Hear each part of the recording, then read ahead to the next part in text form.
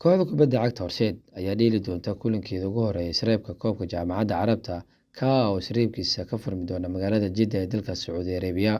Caadiyan tartanka jaamacadda waxaa ka qayb gala kooxaha kusoo guuleysta horyaalada dalkooda iyadoo Horseed loo xisaabinayo horyaalkii ay qaaday sanadii 2021-2022 maadaama xilligaas uu dhicin tartankan waana sababta ay kooxda Horseed u matalayso dalkeena Soomaaliya. Wiilasha Horseed waxay la dheeli doonaan kooxda ka dhisan dalka Yemen ee Fahman Albion taa oo difaacanaysa horyaalkeeda Yemen League Division 1 waxayna ku guuleysatay sanadii 2021.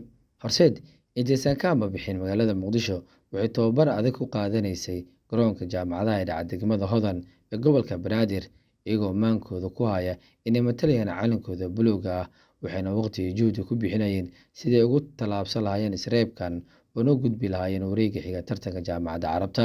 Wiilasha Horseed waxay ku gurub yihiin dalalka kale Yemen, Djibouti, Comoros kuwaasoo kala matalaya kooxaha kale ah Arti Solar oo matalaysa dalka Djibouti, Falcon oo ka socota Comoros, Al Fahman Albion oo ka soo jeeda dalka Yemen. Kulan koowaad gruubkan waxaa dheeli doona kooxaha kale ah Arti Solar oo Djibouti ah, Falcon oo Comoros ah, halka kulanka xigana ay wada ciyaari doonaan Horseed oo Soomaaliya matalaysa iyo kooxda Yemen ee Fahman Albion waana kulanka labaad ee dhici doona caawa. Muddo dheer kadib kursiga macalinimo ee kooxda Horseed waxaa ka soo muuqan doona Tababare Cabdixamiid ka oo safarka Horseed qayb ka ah laakiin waa macalin weli u diiwaan gashan kooxda ka dhisan dalka Tanzania Azam si amaahna ayuu ku leeri doonaa Horseed kulamadan isreebka koobka Jaamacadda Carabta sida aan wararkan ku heleyno.